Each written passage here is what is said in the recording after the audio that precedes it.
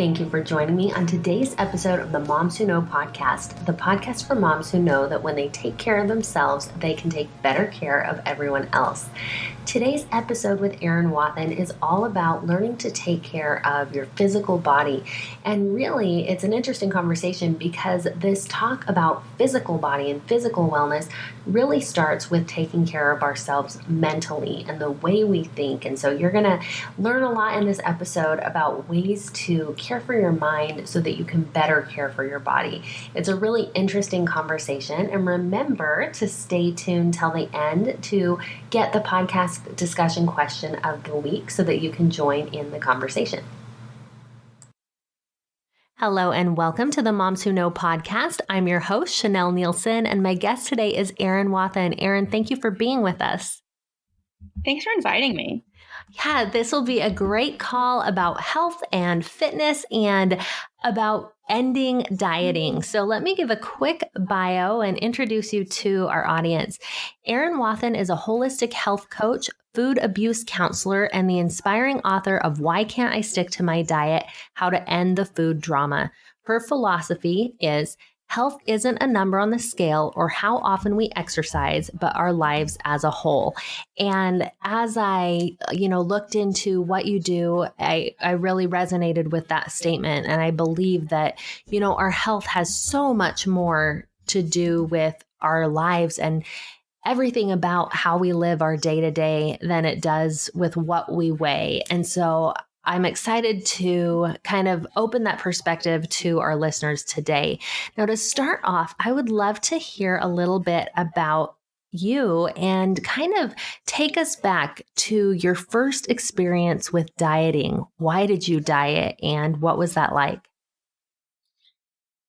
The first time I dieted was between my freshman and sophomore year of high school. And looking back, I didn't know at the time. I thought I did it because skinny was everything, right? Looking back, I wanted like the attention of being thin. I wanted the power of being thin. I also really wanted to be thin. And I thought thin was everything. So I was a little thicker my freshman year, and I lost 30 pounds that summer. And I wasn't 30 pounds overweight. So you can do the math on that one. But when I got back to school, and I'm from a pretty small town, I'd lost so much weight that a couple of the teachers, male, of course, thought I was a transfer student.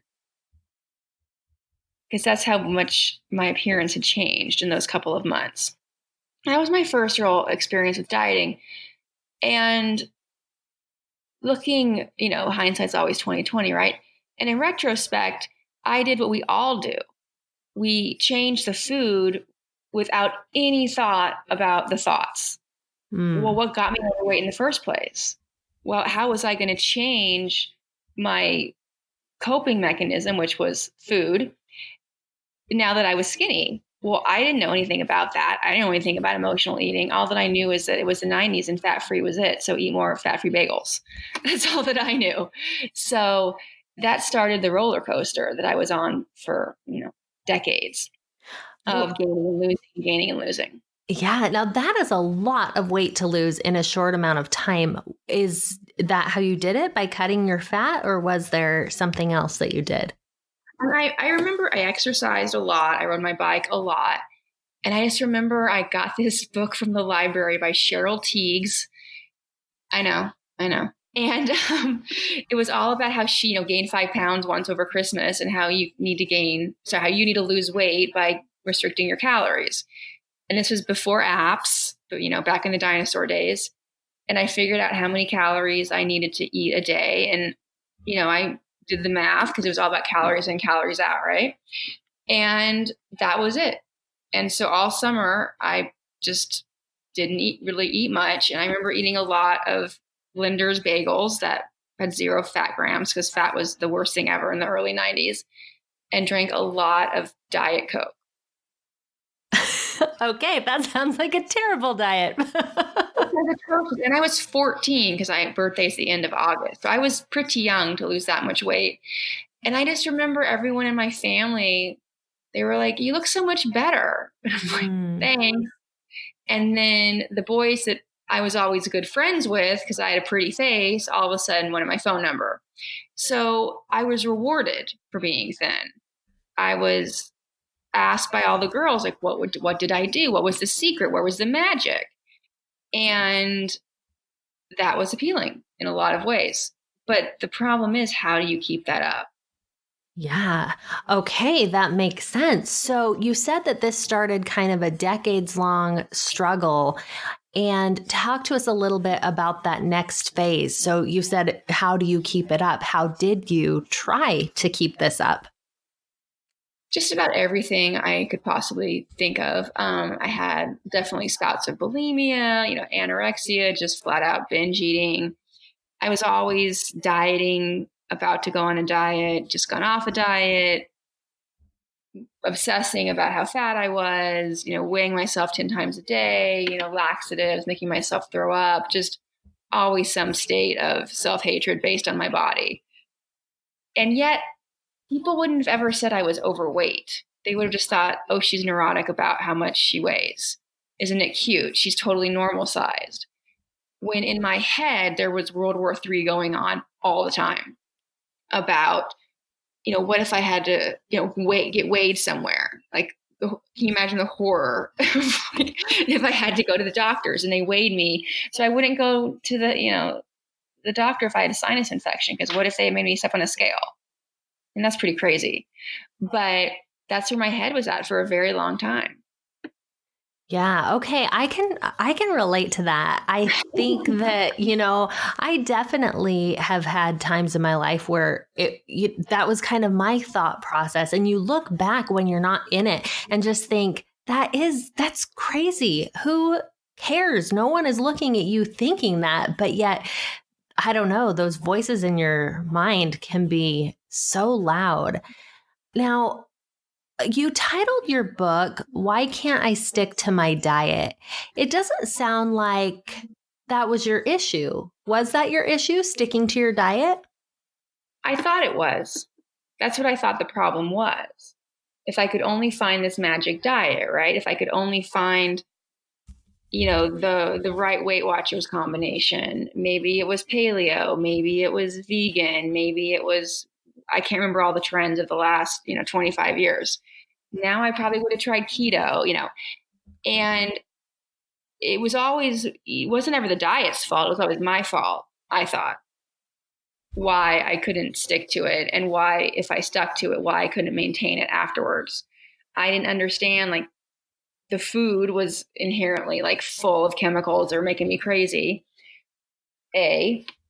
And B, I didn't understand that I didn't do any of the emotional work on how my brain worked, that I was completely skipping over the why. Like, why was I going to food? So if I get in a fight with my husband about, the garbage or whatever, why is Ben and Jerry's going to help that? Is Ben and Jerry going to make him less annoying? No, of course not. It's not going to help it. But the fact that I go to ice cream when I'm annoyed at my husband, that needs to be addressed, because whether or not I weigh 120 or 150, I guarantee you my husband will annoy me again in the future. But how I cope with it is what's going to determine if I stay at 120 or eventually find my way back up at 150, because they're still going to keep making ice cream. And my husband's probably still going to be annoying. But the only thing in that little formula that can change is how I relate to it. Okay, I want to go a lot deeper into both of those things that you mentioned.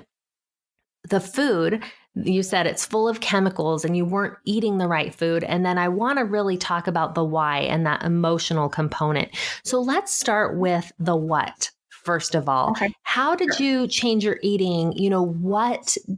What do you do differently now as far as the foods that you're eating than you used to do? I pretty much do almost everything differently. I was thinking about that earlier today, how I used to start my day over how I start my day now. I used to start my day with, a huge pot of coffee with a lot of skim milk and about 25 packs of Equal or stevia or whatever. Now I have regular cream. I used to have a breakfast every day. Now I don't really have breakfast. And even the foods I was eating at the time, it was always like fat-free dressing on the side. And now I'm like pouring on the dressing. So with gallons of Diet Coke, I'd always just assume I had gallons and gallons of Diet Coke. But so, definitely, I didn't really understand how damaging artificial sweetener was. I didn't understand how damaging flour was. And I certainly had no idea of what sugar did to me. I was aware that, sugar was a nutritional wasteland. Like it didn't bring anything to the party, right? But, like whatever, moderation, but like it's every once in a while, maybe every once in a while for me, ended up being like 6 times a day, but that's besides the point. Because I was always quote unquote normal weight. I was never like my BMI was never a problem. So it was just all day I was eating some sort of sugar, including NutraSweet or artificial sweetener, whatever they're calling it this week.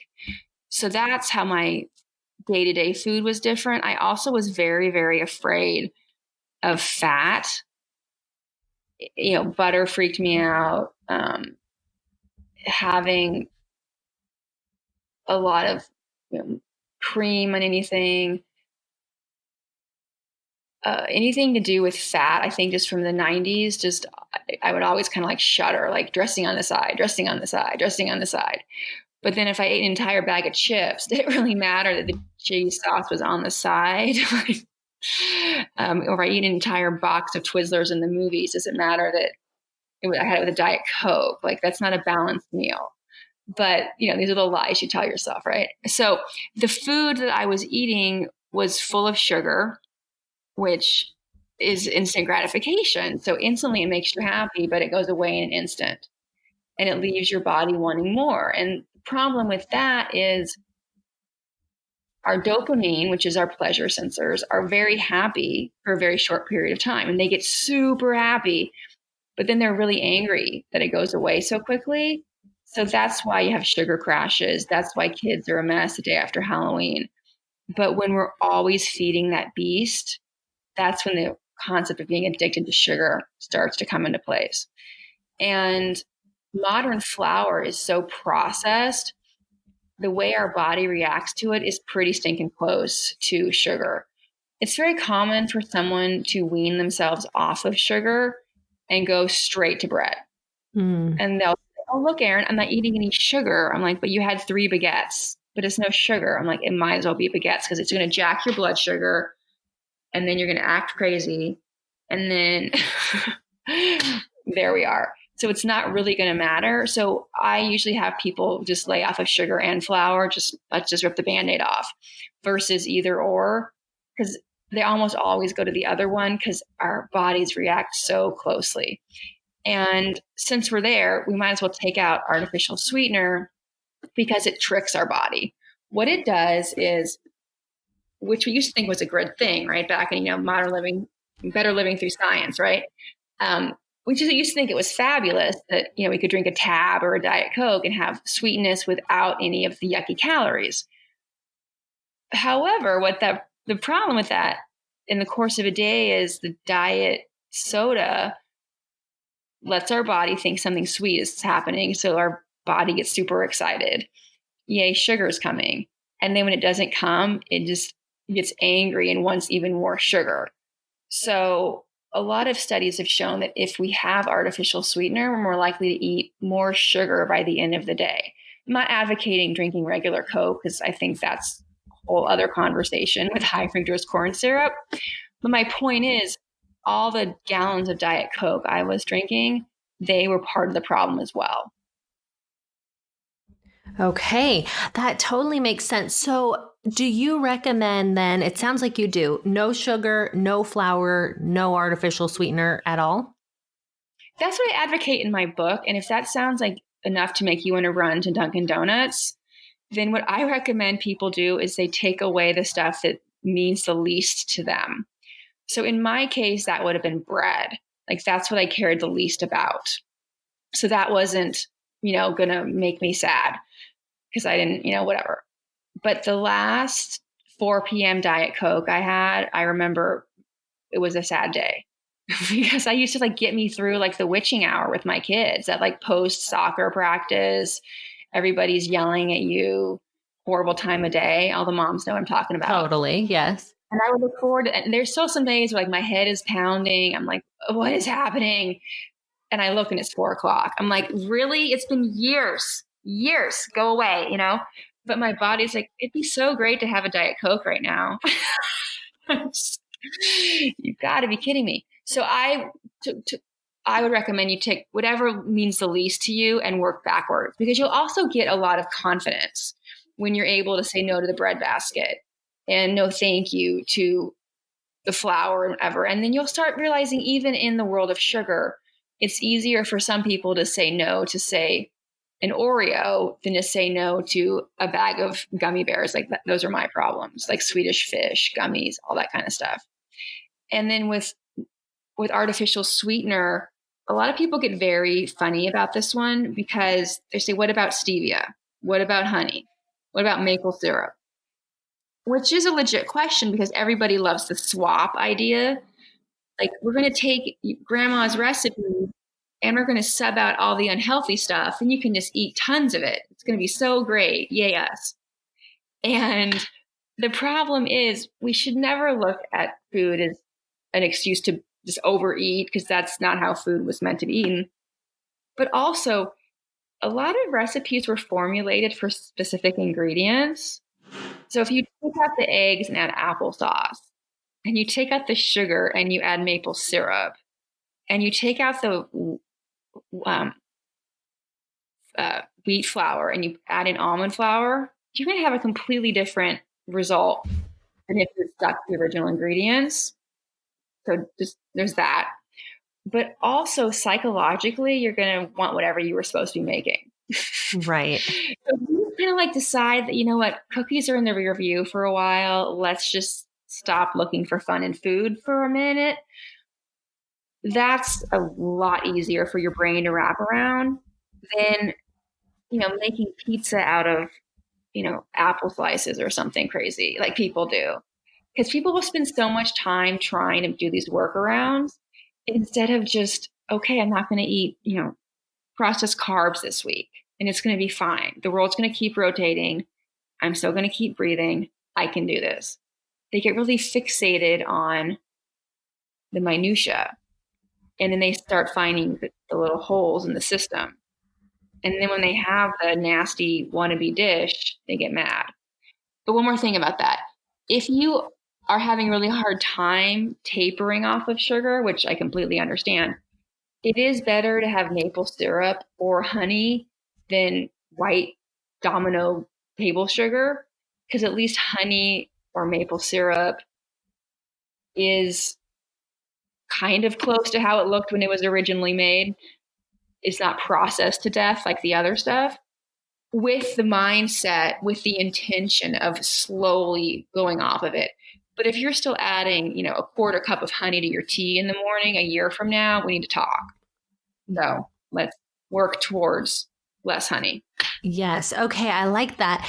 And one thing that I think, you know, really plays into this conversation is our tastes will change. And if you continue to, like you were saying, you know, well, I've got to have the pizza and the waffles and the cupcakes and all this stuff, and you're trying to replicate it, you're not allowing your taste to change. What I've noticed for me as I've gotten healthier over the years, you know, I used to eat a lot more packaged foods, you know, Hamburger Helper and all that stuff. Totally. And now we eat vegetables and, you know, meat. And what happens is your tastes change. And when I have something like that, you know, something that I grew up with that just was a normal food for me, if I have a bite of it, oh, I can't even eat it. It just tastes so fake and processed and overly sweet. But it took me time to get there because that was my normal. And so if you don't allow your taste to change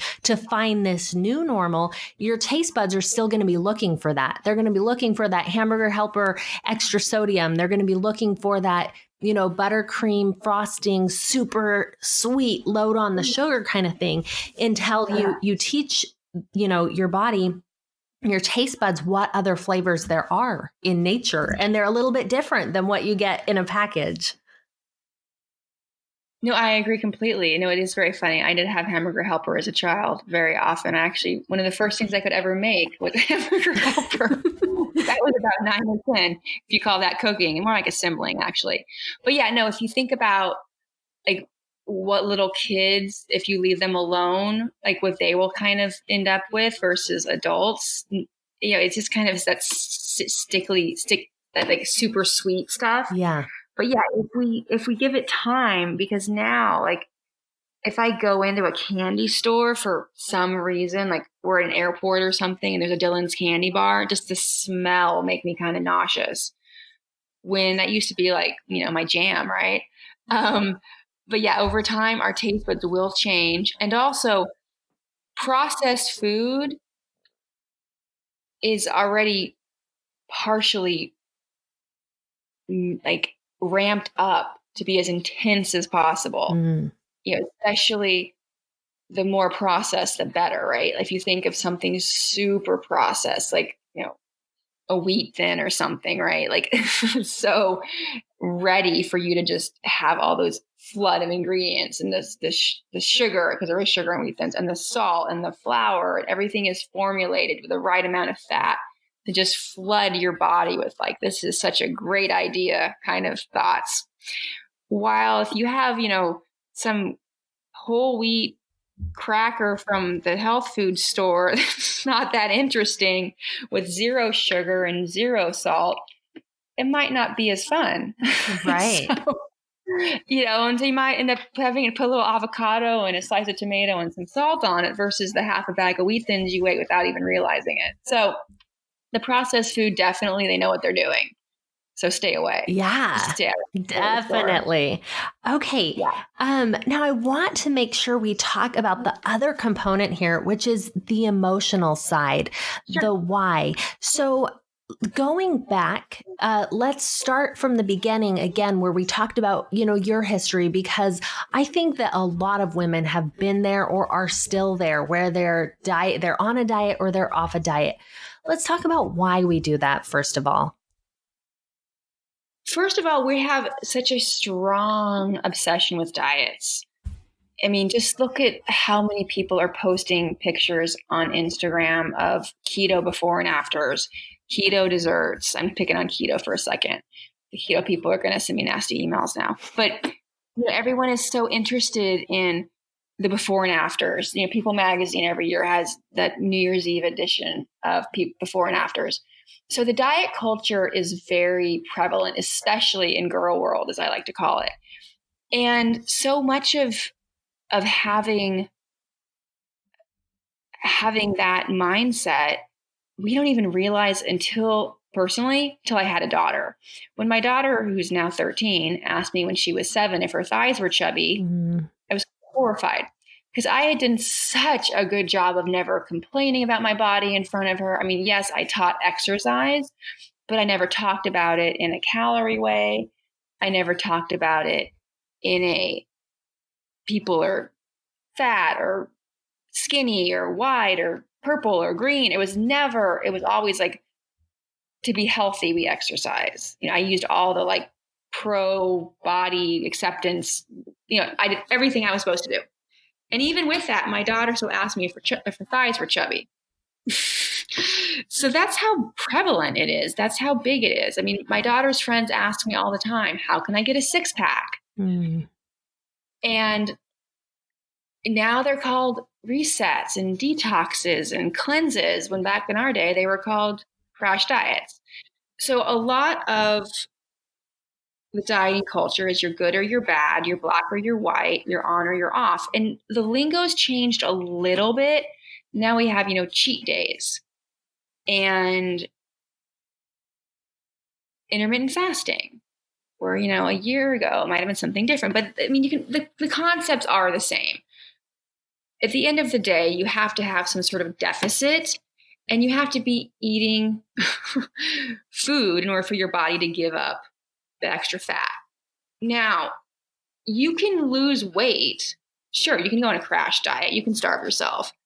But will you keep it off? And also, will you be miserable? Because keeping it off and being miserable are very important to be aware of.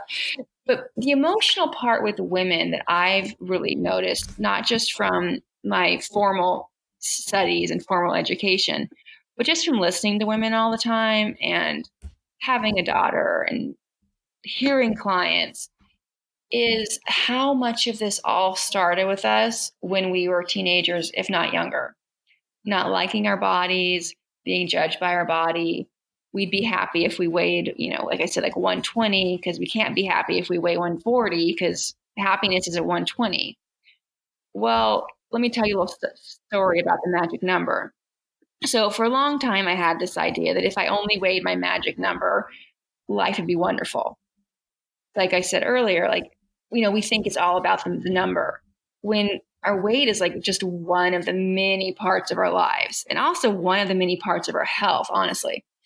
But I was having a really hard time, and life was really getting to me, and I hadn't weighed myself in a while. And I go into our bathroom, and we just have a toilet, like a little room for the toilet, and the scales in there.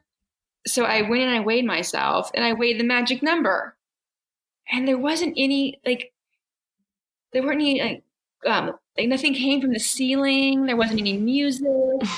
There wasn't a McMahon with a big check. If those of you that are older than me, nothing happened. There was no hoopla. Because when I left the bathroom, everything else in my life was exactly the same. Just the magic numbers happened to come up that morning over the numbers that weren't magical yesterday. So yesterday I couldn't be happy because my life was hard and I didn't weigh the right number. So that morning I weighed the right number, but life was still life. So when we take so much of our self-worth and base it on the numbers on a scale, it's problematic. But the two main things about emotional eating that I want everyone to think about are, one, how often do emotions lead us to eating? So for the example of the husband and the ice cream. So we're aggravated about a situation and we end up eating. We don't ever eat too much broccoli. It's always something really sugary, something really fatty. It's never broccoli. And emotional eating typically is something that most of us don't really want to talk about. And when we do it, it's never the right foods. It's always something crazy and junk food-esque. But you'll know if you're hungry if you would eat a chicken breast, if you would eat broccoli. Emotional eating, you have to have chubby hubby right now or someone's going to die. So have an emotion, you start to eat. And the other way, if we get really emotional about food, if we look forward to food, we get excited about food, food makes us happy. I can't tell you how many people have said to me, I'm not an emotional eater, I just really like food. I said, well, you don't really like food enough to be 50 pounds overweight. Because you got to really like food to a really ridiculous amount on a daily basis, day after day after day, in order to just mathematically maintain that extra body weight. But they'll have convinced themselves they don't have any problems because they just like to eat, the whole foodie movement. Well, if you really look forward to food, or if you come back from a vacation and all you can talk about is the food versus people you were with, you might want to think about evaluating your eating habits a little bit, because people are supposed to be the main event and food is supposed to be just around. And oftentimes that's backwards. Yeah. So I do love food. I like food a lot, but when I think about that, that actually means to me that I'm not going to, I appreciate the good stuff. Because I like food so much, I am a food snob. I'm not going to eat, store-bought cookies. Don't even tempt me. I'm not interested in that at all. I want the good stuff because I really like food and I really love vegetables and I enjoy, all kinds of tastes and flavors. So I can see as I listen to this, yes, I do get excited and happy about food, but at the same time, there's something there that I also get excited and happy about good food that leaves me feeling good. And I think there's kind of a differentiator there that, yes, I'm excited. I'm excited about a chicken breast and some broccoli. I am like, ooh, that sounds good for dinner. Let's have that, And so I think that there's a way to be excited and happy, and there's a way to, overdo it. And that's when we cross into that emotional eating piece. Absolutely. I mean, a really good example of that, would be the holidays, how people get so obsessed. We have to have this, we have to have that. It's not the holidays if we don't have grandma's cheese ball, on and on and on and on and on and on and on. Well, do you even remember what you got for Christmas? Of course not. Like a couple months later, right? Well, so if you don't have that cheese ball, was it still Christmas? I mean, the food is important to nourish our bodies. Food's important to fuel us. Food is not supposed to be horrible. And like you were saying, you really like good food, healthy food, organic food. I'm completely advocating all those things. However, something got really lost in translation about this whole food thing with a lot of us, to which we're eating crazy amounts of food, or we're obsessed with food, when sure, we should like it because it nourishes us and it should taste good. But when we think about it more than the people we're going to be with, or when it takes a huge priority over human beings, that's when we need to reevaluate things. Yes. Okay. I like that. Definitely it needs its proper place in our day, in our life, all of it. Now, tell people, we're about out of time here, so tell people where they can get more from you. I am at erinwathenwellness.com. Okay, and I will link to that. I would love to finish off with this. Will you tell us, looking back over your years of dieting, knowing what you know now, what would you tell your younger self or anyone who's in that same boat that you were in? So if I had a magic DeLorean back in the future, I would definitely tell myself to really evaluate why I was gaining weight, and to really think about it not being about the diet. Because I think so much of us, we internalize when these diets don't work, and we don't give any thought to maybe it's the dieting that's not working. And it's not that diets don't work, pass me a beignet. That's not what I'm saying at all. Is that diets will not work, weight loss will not stay if we don't change the way we cope, if we don't change the way we look at life, if we don't change how we handle stress. Because the donut's not going to help your bad day at work. It's not going to make your boss be less of a jerk, no matter how many donuts we eat. So we need to stop those thought process. But until we do, it doesn't matter how much kale we eat. It really doesn't, because the kale eventually will get, we'll start thinking that donuts are a much better solution to the dumb boss than the kale. So I would definitely tell, 20-year-old Erin to evaluate why she was gaining weight in the first place, and be okay with the answer. Because I think a lot of us are scared of the answer, because it's so much easier to just go on a diet. It is. It's so much easier just to go count points or count carbs or cut out something than to really think about, okay, so maybe I'm not that happy in my relationship, or maybe my mom and I need to really have an honest talk about something we don't want to talk about. But it is a lot easier just to, buy a bunch of juice cleanse stuff. Totally. Instead of dealing with whatever's at the heart of our issue, of our feelings, of all of it. So I love that. I think that's really important for all of us. As you were talking, I was thinking about an experience I had once. I remember in my 20s, I was at Target and I bought this book, and it was called the 10 Habits of Naturally Slim People. And it was so good. And it was kind of on intuitive eating. And as I was reading it, I was thinking, this is so good. I want to do this. I'll start this after I lose weight. One last diet. That was my thought process. And looking back, like, that's so crazy that it doesn't even make sense. And yet, I needed this piece that you're talking about, this mindset piece. Why do I need to lose weight? And how am I going to change my thought process so that I don't say, oh, well, first I have to have a diet and then I'll do some intuitive eating. Then I'll figure it out. No, what you're saying is right. It needs to start with the way we think, start with getting at, what is causing our emotions in the first place and what is causing us to, emotionally eat or whatever the case may be, so that we can solve that. And then the food will, we can learn nutrition and everything, but the food part will take care of itself once we have that under control. So I appreciate the things that you shared with us today. Thank you so much for being here. Thank you so much for having me. I love your story. That is really funny because a lot of us used to think, well, once we get to our goal weight, then we can eat how we want. Yes. Yeah. That doesn't make any sense. But we all thought that. We would tell each other that.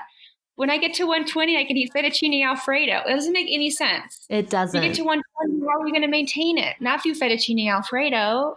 Yeah. We all would say, yes, you're right, and then pass me a Diet Coke. Like, that's all the time. So yeah, we all agree to these things. Yeah. But I do love the story. That's pretty classic. Well, thanks. Yeah, back in the 90s, we didn't know, but we know now. All our mistakes were in the 90s. Now we're perfect. Exactly. Now we got it all figured out. So thank you again, Erin, and thank you everyone for listening to Moms Who Know. I hope you enjoyed this episode and are looking at things a little bit differently after listening to Erin. The question that I have for discussion this week is the same question that I asked Erin there at the end, and it's this: what would you tell your younger self? Now, this can be anything that this show sparked for you that you would tell your younger self about dieting, about health, about nutrition. Or maybe it's something totally different that you would go back and tell your younger self, something that you wish you would have known. So I'd love to hear your thoughts. Visit me on Instagram or Facebook at Moms Who Know Podcast to share in the discussion there, or discuss with a friend, or journal it out, write down your thoughts. This is a great exercise for everyone to do, and I would love to hear your answers. So I hope that you will post them for me to see. And thanks again for joining me on the Moms Who Know podcast.